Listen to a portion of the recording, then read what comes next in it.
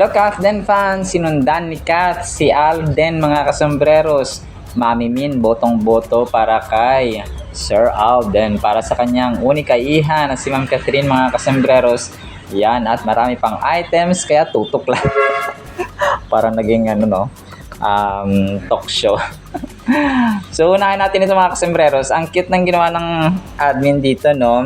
Napansin niya yung parehong hand gesture or shape mga kasambreros ng Kathden na pa-heart nga mga kasambreros, no? And actually marami talaga silang pare-pareho ng gesture mga kasambreros.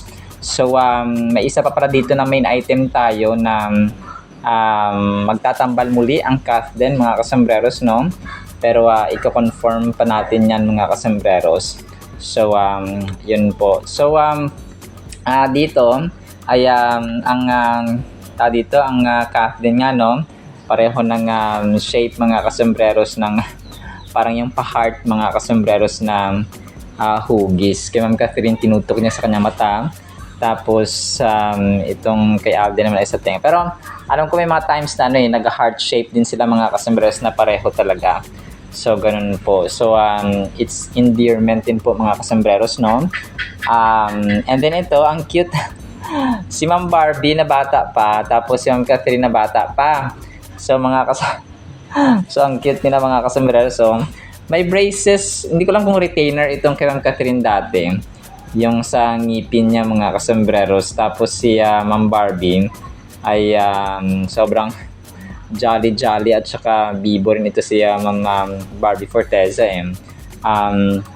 tapos yun, parang pinagtabi lang nila kasi si Ma'am Barbie Forteza sobrang bait din ito, sobrang down to earth, sobrang sociable, no, sobrang friendly, sobrang sikat pero sobrang humble mga kasambreros. So pareho sila ng ugali din ni Ma'am Catherine mga kasambreros. So sana magtambal lang dito pero medyo malabo, no?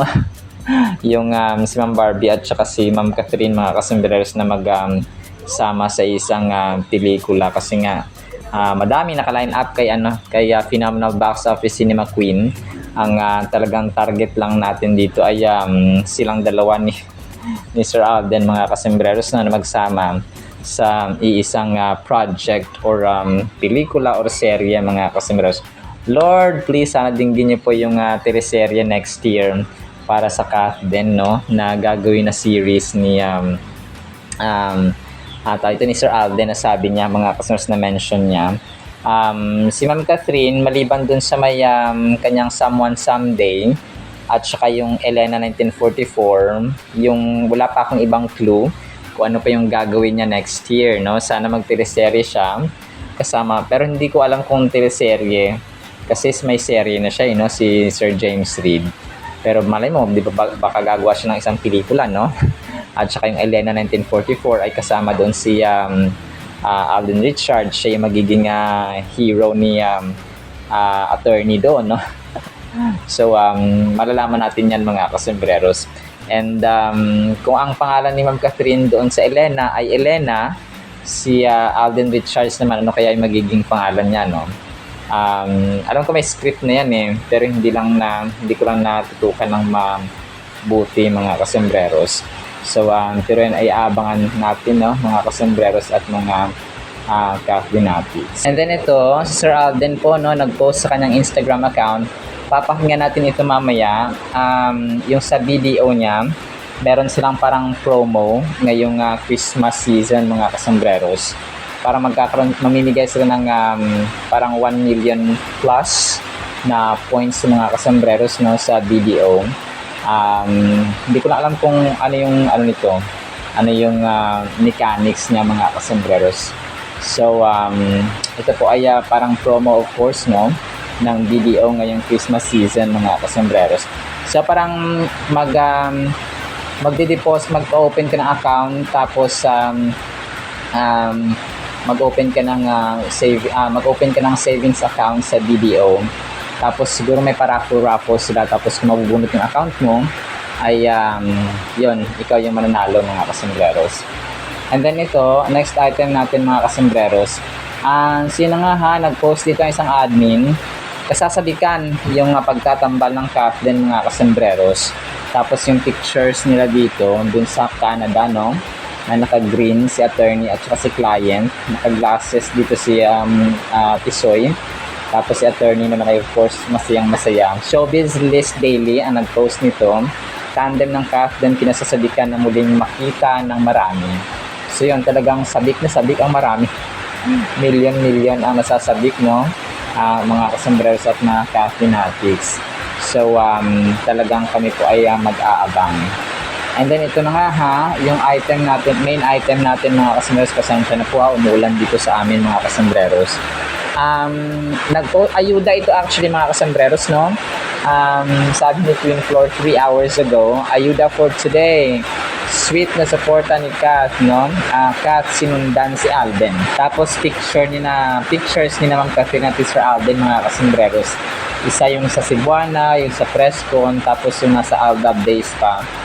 Ito po, wala po tayong of course no official confirmation na kung sinundan ba, and then walang gaanong detail na binigay si Queen Flor kung saan sinundan.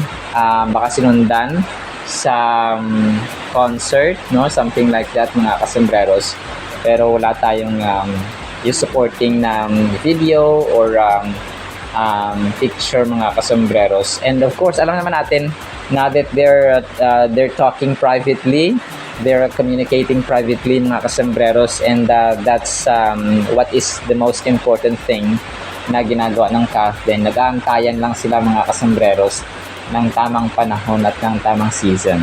So darating talaga yan mga kasambreros. Talagang let's be patient, no, and hopeful mga kasambreros. And then ito, so yun Kathleenatic din actually nag-post nito. Sa mga nagsabing retokada si Catherine, ito kayo na humusga kung gaano siya kaganda simula bata hanggang ngayon. So yun, marami kasi talagang mga issue. Ang mga tao gumagawa lang ng mga issue, kung hindi sakang, kung hindi retoke, no, yun yung mga naipipintas na kay Ma'am Catherine. Kasi wala na silang maipintas sa mukha sa mga ibang parte na ng katawan ni Ma'am Catherine yung kanilang pinipintasan mga kasambreros. So, Deadma, no, si Phenomenal Box Office Cinema Queen. Ano siya, no, hindi siya yung tipong mapagpatol mga kasambreros. She's very well educated. Pero nakakatawa lang minsan na papanood pala niya yung mga edits, no, ng mga Kathleenatics or ng mga Catherine-holics, na mga fandoms niya mga kasambreros, no, nakikita niya kasi nung one time na parang in-interview sila sa VIP na na interview nga mga kasambreros nung final block screening nila sa VIP ay nakita niya yung edits daw nung inedit ng Kathleenatic na yung nag-skydiving, yung plano niya na skydiving ng 2019 natupad nung 2024. So na-mention niya talaga doon na na nakita niya nga yung edit mga kasambreros. So di ba nakakatuwa na isipin na ang isang Phenomenal Box Office Cinema Queen ay nanonood pala ng mga edits ng mga kasambreros sa sa social media. So may mga times parang may panahon din siya sa social media, may panahon sa trabaho, may panahon sa gala, and so on. So balanced life mga kasambreros si attorney nyo, no? So ganoon naman talaga dapat. Sabi nga niya kay Sir Alden ay pahalagahan mo rin ang sarili mo, no? You have to give value to yourself. So wag puro trabaho. Kasi nga kahit kalabaw si Alden mga kasambreros. So yun po siya. And natututunan nila kasi yung yung technique ng bawat isa. Kunwari natututunan ni Ma'am Catherine ko sa buhay na ganito, sinishare at pinakwento na rin kay Sir Alden. So yun yung kumbaga pa kagandahan mga kasambreros na silang dalawa ay nag-share ng brainstorming ba, no, ng idea na paano gumaan-gaan mga kasambreros ang buhay, especially sa mga schedule nila, no? Kasi sa schedule lang talaga sila parang dito nagkakabuhol-buhol no, sometimes kasi sobrang dami. Pero sa pera, of course, wala silang problema sa pera, no? Sa finances mga kasambreros. So, talagang ready sila sa at sobrang stable nila sa finances, mga kasembreros. And then ito, next item natin, hindi ko alam yung pangalan ng ng kuya ni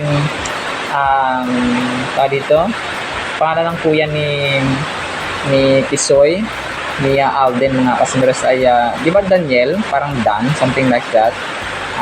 Yung pangalan ng kanyang kuya, mga kasembreros. But correct me if I'm wrong, ha, kasi dito nag-post ng isang admin ng ng picture ni Kath at saka ni Alden, of course, nung nasa California sila, kung saan ang kuya niya nandun, na naka-glasses yung kanyang kuya, no? Tapos yung Catherine ay naka-blue dito. Ito po ay during ng kanilang promo ng Hello Love Again, mga kasembreros, dun sa California, no? Dun sa Hollywood, mga kasembreros.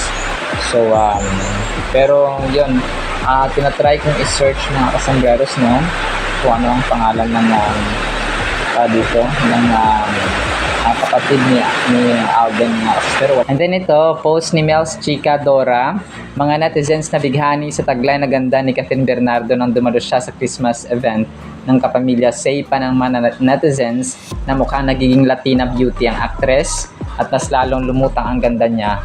Suot na red dress or parang purple brown, something like that, no? Mukhang hiyang daw ang actress sa pagiging single.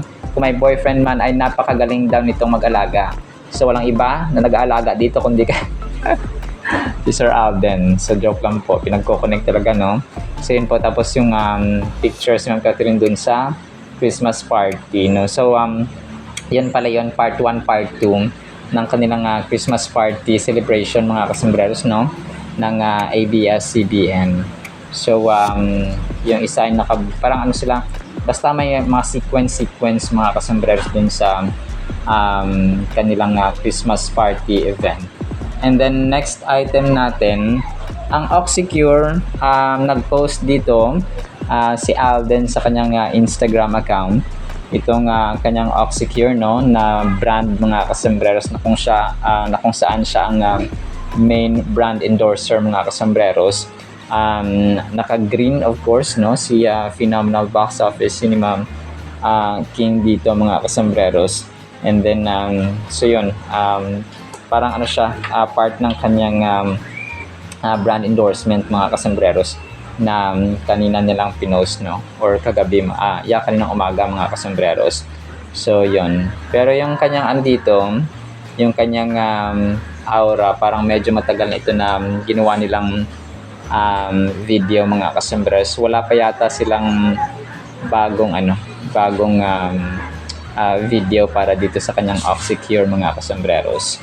So yun po siya, no, Oxycure. Medyo bata-bata pa, tsaka medyo maliit pa dito si Sir Alden. Medyo maliit yung kanyang aura o yung kanyang mukha, no, sa camera, mga kasembreros.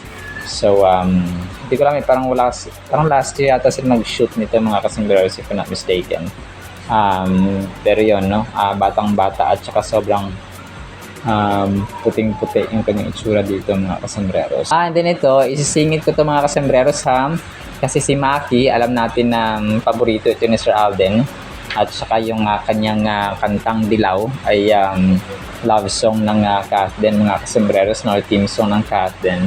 Nanalo pala siya, no, sa 30th Aliw Awards 2025. Dalawa yung kanyang awards, mga kasembreros: Best Male Artist in a Major Concert, tapos Best Director for a Major Concert sa Roller Coaster, mga kasembreros. Grabe, no, ang galing ni Maki, mga kasembreros. Sa batang edad ay ito na yung kanyang mga napanalunan.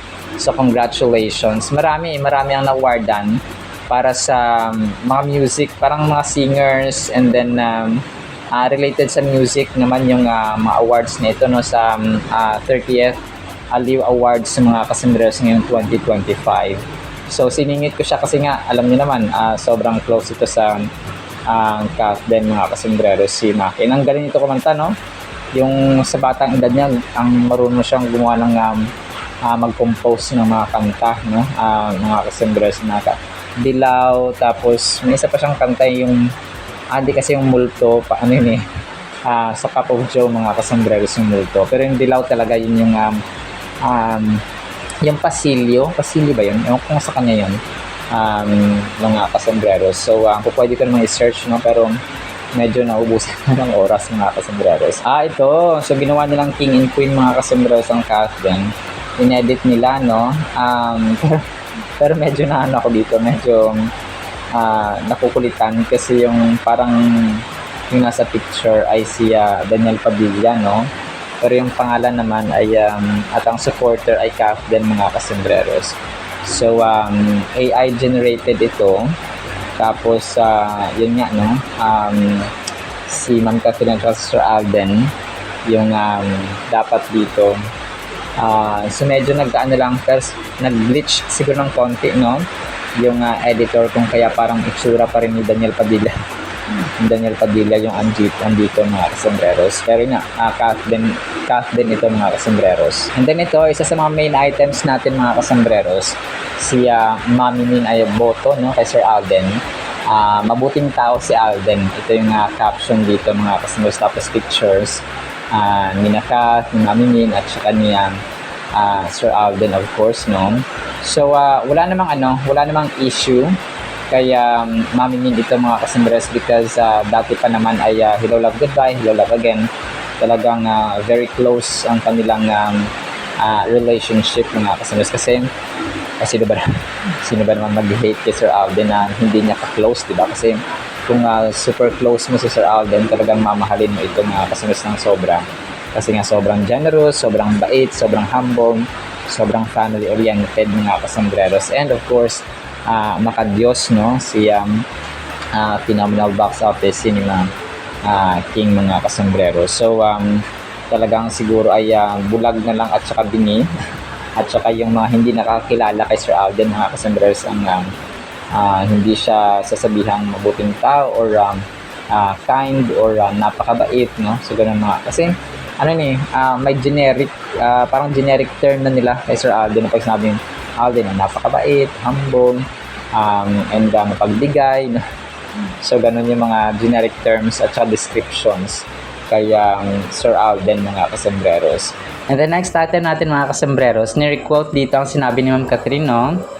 Sabi niya, I'm thankful for growth in all aspects and I got to experience that this year talaga, like it is more of a personal growth because it is such a beautiful thing and iba yung fulfillment siguro kapag na-feel mo yung mo iyon personally. As she prepares to enter a new decade, the soon-to-be 30-year-old actress also highlighted good health as one of her greatest blessings. And then I'm thankful for good health as well. Now that I'm about to turn 30 soon, ngayon ko mas napapahalagahan ang having a healthy body. Ang dami mong pwedeng magawa because of good health and I'm just grateful for that. Sana magtuloy-tuloy iyon in the coming years, not just next year, and mas marami pa tayong ipagpapasalamat, no? Sa susunod pang taon. So yun siya, no? Yung sinabi ni Ma'am Catherine mga kasombreros dun sa isa sa kanyang mga interviews sa Pasko or Christmas party mga kasombreros ng ABS-CBN. So yun po. Actually, yun lamang sa ating Kafden items, no? Sana po ay pakinggan po natin ang Word of God. Blessed evening po sa bawat isa. Para po sa ating Word of God is sobrang ganda nito mga kasombreros. Ang title natin ay Mula kay Jesus, Hindi sa Tao. Bakit kaya? Galatians chapter 1 verses 11 to 12. But I make known to you, Apostle Paul speaking, brethren, that the gospel which was preached by me is not according to man, for I neither received it from man, nor was I taught it, but it came through the revelation of Jesus Christ. So kung kaya hindi siya sa tao, kundi mula kay Jesus mga kasombreros, revelation of Jesus Christ kay Apostle Paul. So dito mga kasombreros, ang tendency kasi kapag sa tao ang information, hindi siya consistent. Okay? Let's say yung mga balita, no? Sometimes yung balita na narinig mo, ikukwento mo sa kaibigan mo, so iba yung pagkaka-interpret mo, so iba rin yung may deliver mo sa kanya. Okay? So imagine natin yung Biblia, kung paano tinuro ng mga early apostles sa Christian church mga kasombreros, ay same gospel, same teachings mga kasumbrero, same doctrines ang itinuturo hanggang sa ngayon. So that's consistency to the max, na consistency to the highest and most ultimate level mga kasambreros. So which is kailangan natin kasi isa sa mga definitions ng holiness ay consistency. Ang Diyos natin is holy. Banal siya mga kasambreros. Kunwari, wala siyang kasalanan ngayong araw. Bukas, wala pa rin siyang kasalanan. Then hanggang sa after 2 months, 3 months, and by the way, wala namang araw at saka gabi walang oras na nag-exist mga kasambreros sa heaven. Dito lang sa atin sa lupa. So sasabi ito na Apostle Paul na yung gospel na pinreach sa kanya ay hindi according sa tao, okay, or natanggap sa tao mga kasus, but it was a revelation personally by the Lord Jesus Christ mga kasambreros. So ganun ang pinagkaiba.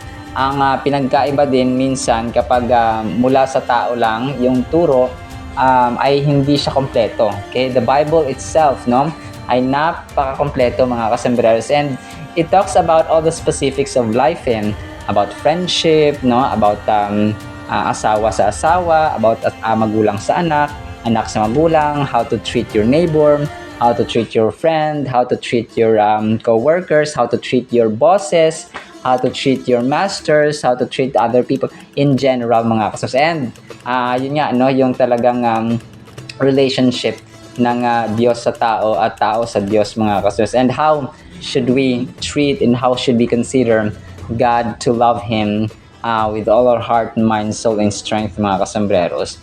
So delikado kasi yun kapag maling doctrine, maling gospel ang ating paniniwalaan mga kasambreros. May mga may mga grupo ng tao, may mga sekta na pinapatay nila yung kanilang anak para ialay sa kanilang Diyos-Diyosan or sa kanilang Diyos na itinuturing mga kasambreros na hindi tunay na Diyos. So which is delikado, kasi kung gagawin kang alay, napapatayin ka mga kasambreros, it's a murder, talagang pagpatayin mga kasambreros, taking someone's life. So which is kahindik-hindik at paparusahan ng Panginoon mga kasambreros. So may iba rin mag-alay kayo ng maraming ginto, maraming pera sa kaban ko, sa ganito, sa ganyan, sa account ko. Tapos pagpapalain kayo ng marami, triple at 5 beses pa yung laki na inyong matatanggap. So bogus pala yun at saka scam, So may mga ganun mga kasambreros. Maraming mga narinig natin, nababalita mga kasambreros sa KMJS. For example, may mga grupo na itong Diyos lang namin ang yung sambahin kasi ito ang tunay na Diyos. Ito ang dating paniwalaan according sa ganito, according sa ganyan. So, which is delikado mga kasambreros, Paul is asserting this divine authority as an apostle of Christ in this verse. He is highlighting the source of his authority as being directly from God by contrasting his message with the man-made teaching. So, yun, man-made teachings versus dun sa authority na divine mga kasambreros na kumapa mula mismo at directly from God Himself mga kasambreros. And ang assertion na ito ay nag-i-aim para ma-reinforce yung validity at saka authenticity ng teachings na kanyang tinuro for quite a long time, which are rooted in divine revelation and not human opinion or interpretation. So yung parang batas, yung ating batas ito sa Pilipinas, kasi di ba pa nakikinig tayo ng mga hearing sa Senado, malalaman natin at identify kung yung nagsasalita ba ay isang attorney. Yung mga lawyer talaga, they fully respect and put a high regard mga kasambreros sa batas, especially the 1987 Philippine Constitution. Pero yung iba na hindi abogado, ay malalaman mo na they can bend the law. And isa pang dito is yung kay Miriam Defensor Santiago, dati nakikinig ako minsan. Sabi niya, hindi ito opinion, hindi ito interpretation. It's the law, batas ito. So how you interpret, para dito parang dito sa gospel, how you interpret the gospel is different from what is the true gospel mga kasambreros. Yung gospel na ito na tinuturing ni Apostle Paul na hindi galing sa tao kundi sa Diyos mismo, revelation from Jesus Christ, ay hindi siya galing sa opinion or interpretation na ng tao, because a philosopher can interpret this one, this two, this three, a scientist, no, an engineer, a doctor, or a dentist, or a farmer, no? Pwede sila mag-interpret, pwede sila magbigay ng kanilang interpretation or opinions. Pero ang gospel shall stand by itself because it is the gospel. So parang batas lang yan, no? Walang pakialam ang batas kung ikaw ay ganito, ganyan, as long as it is the law and should be obeyed, mga kasembreros. So Paul is emphasizing the importance of following and adhering to his teachings as they are inspired by God Himself by making this distinction. So yun siya, no? Kailangang i-obey, kailangang igalang at saka sundin, mga kasembreros, as emphasized by Paul. Paul is standing firm in his conviction that his message is not just another human idea or philosophy, but a divine revelation. Paul is calling his audience to take his teaching seriously and to recognize the divine source from which they originate by claiming this authority. Reflect on how this verse challenges us to examine the origins of the beliefs we hold and to discern whether they align with God's truth. So, yun siya, mga kaso. So, kailangan din talaga ng wisdom. So, dito talaga papasok ang wisdom. Kung kaya yung pagbabasa mo ng Biblia, no, hindi po yan kawalan. It's really an edge. It's really a commandment of God na i-meditate natin yung kanyang salita araw at gabi, mga kasembreros. So, hindi, kung part na dapat ng lifestyle natin yung pagbabasa ng Biblia because dito tayo natuturuan, dito tayo napapalakas, and dito tayo nabibigyan ng clear instruction, mga kasembreros, at nagiging firm kasi, no? Nagiging solid yung ating pananampalataya, yung ating wisdom. Kasi pag sinabi ni ganito na ganyan, pwede naman yan. Hindi, sabi ni Lord sa Biblia, hindi ganito ganyan. So parang ganun siya, mga kasembreros. So kung kaya napakahalaga po talaga ng pagbabasa ng Biblia. In conclusion, Galatians 1 verses 11 to 12 stands as a compelling testament to the divine origin of the gospel and the value of personal revelation. It urges believers to place their trust in the authenticity of the gospel message or gospel message and to cultivate a deeper, more intimate relationships with Jesus Christ.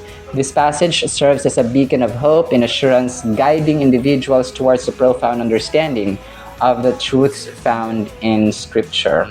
So yun siya, mga kasunod. And para matanggap natin ang revelation din ng Diyos, no? Iba kasi yung pag nagbabasa ka ng Biblia, tapos, saglit lang, parang ako to Parang nangungusap sa yung salita ng Panginoon, directly sa kanyang salita, mga kasunod, sa Biblia, na parang makokorek ka na lang bigla na, parang ako itong pinapatamaan nito So, pero with love siya, mga kasunod. Ganun po ka-powerful at saka alive and active ang salita ng Panginoon, mga kasunod. Especially when we apply and when we do or obey His word from the Bible. So, yun siya. It's really important, mga kasembreros, no?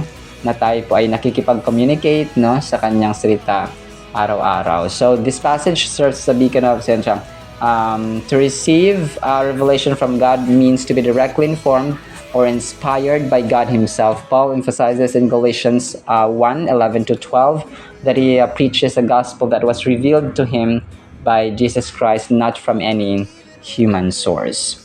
Alright, sinabi sa ating Word of God, Nawa po ay pagpalaan po tayo ng pag-ibig, pananampalataya, pag-asa, and wisdom from God, mga kasembreros, sa kanyang gospel of truth. In Jesus' mighty name we pray. Amen and amen. See you sa next segment, mga kasembreros, and paalam po.